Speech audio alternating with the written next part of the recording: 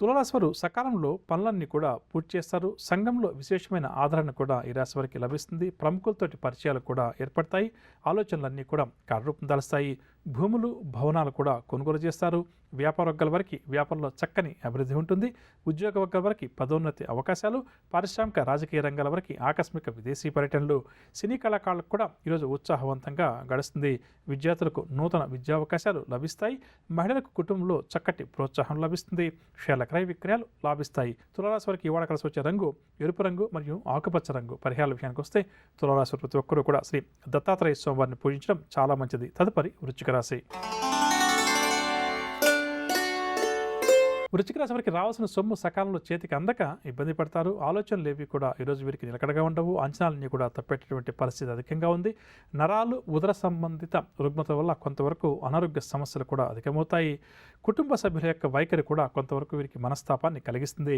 ప్రయాణాలు చేసేటప్పుడు కూడా జాగ్రత్త వహించాలి. ఆలయాలు ఆశ్రమాలు కూడా ఈ రాశి వారు సందర్శిస్తారు. వ్యాపార వర్గాల వారికి వ్యాపారాల్లో ఒడిదుడుకులు అధికమవుతాయి. ఉద్యోగ వర్గాల వారికి ఉద్యోగాల్లో ఒత్తిడులు తప్పవు. పారిశ్రామిక రాజకీయ వర్గాల వారికి కూడా ఆటుపోట్లు ఎదురవుతాయి. సినీ కళాకారులకు కూడా ఈరోజు కాస్త నిరాశజనకంగానే గడుస్తుంది. విద్యార్థులు కొన్ని అవకాశాలు చేజరడం వల్ల నిరాశ చెందుతారు. మహిళలకు కూడా మానసిక అశాంతి అధికంగా ఉంటుంది. షేర్ల క్రయ విక్రయాల్లో నిరాశ మిగులుతుందని చెప్పవచ్చు. వృశ్చిక రాశి వారికి ఇవాళ కాస్త వచ్చే రంగు ఆకుపచ్చ రంగు మరియు తెలుపు రంగు. పరిహారాల విషయానికి వస్తే వృశ్చిక రాశి ప్రతి ఒక్కరూ కూడా ఈరోజు గణపతిని పూజించడం చాలా మంచిది. తదుపరి ధనురాశి. ధనురాశి వారు కార్యక్రమాలన్నీ కూడా సజావుగా పూర్తి చేస్తారు. వీరి ప్రతిభను చాటునేందుకు మంచి అవకాశాలు కొన్ని లభిస్తాయి. వాటిని సద్వినియోగపరచుకోవడం ధనురాశి వారికి చాలా మంచిది. ప్రముఖులతోటి పరిచయాలు ఏవైతే ఏర్పడతాయో అవి చాలా సంతోషాన్ని కలిగిస్తాయి. బంధువర్గం వారితోటి విభేదాలు ఎవరికైతే అధికంగా ఉన్నాయో అవన్నీ కూడా తొలగుతాయి. శుభకార్యాల్లో కూడా ఈరోజు ఈ రాశి వారు చురుగ్గా పాల్గొంటారు. సోదర వర్గం వారితోటి ఉల్లాసంగా ఉత్సాహంగా గడుపుతారు. వ్యాపార వర్గాల వారికి వ్యాపార లావాదేవీలు కొంత పుంజుకుంటాయి. ఉద్యోగ వర్గాల వారి సేవలకు గుర్తింపుగా నగదు పురస్కారాలు కూడా అందవచ్చు.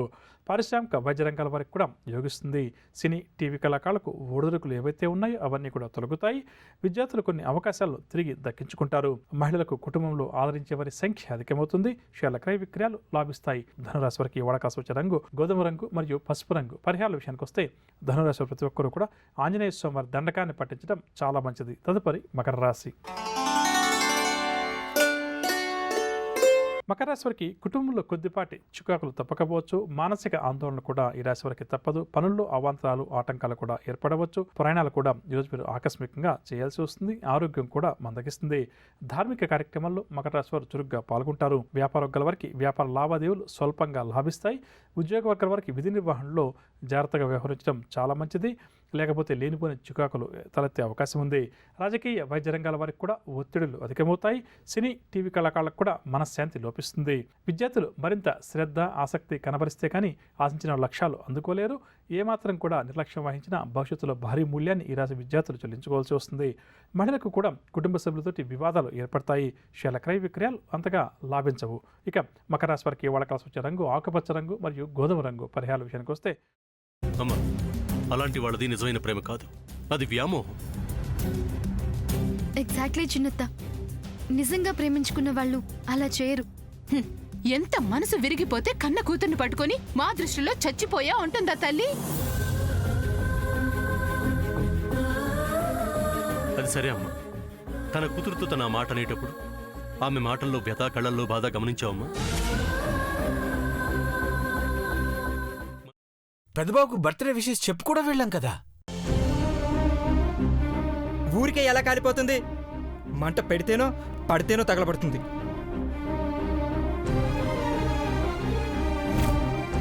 కరెక్ట్ చిన్నబాబు, నీకొచ్చినట్టే నాకు డౌట్ వచ్చింది.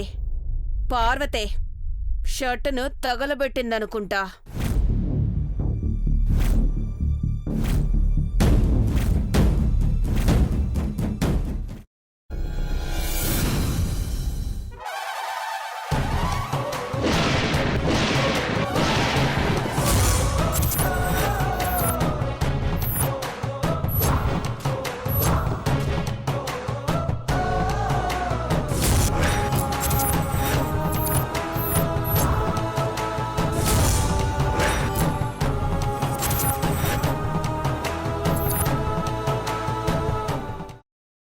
తర్వాత పొట్టు తీసేసి చాప్ చేసి పక్కన పెట్టుకోవాలి. ఒక ప్యాన్లో కొద్దిగా నూనె వేడి చేసి అందులో ఆవాలు, మినప్పప్పు, శనగపప్పు, కరివేపాకు, సన్నగా తరిగి పెట్టుకున్న ఉల్లిపాయలు వేసుకుని 1 నిమిషం పాటు వేయించుకోవాలి. ఆ తర్వాత కాల్చి కట్ చేసి పెట్టుకున్న వంకాయని కూడా అందులో వేసుకుని బాగా మిక్స్ చేసి బౌల్లోకి ట్రాన్స్ఫర్ చేసుకుని అందులో తగినంత చిక్కటి పెరుగు లేదా పల్చటి పెరుగు వేసుకుని మిక్స్ చేసి అన్నంతో కానివ్వండి, చపాతీతో కానివ్వండి సర్వ్ చేసినా చాలా బాగుంటుంది.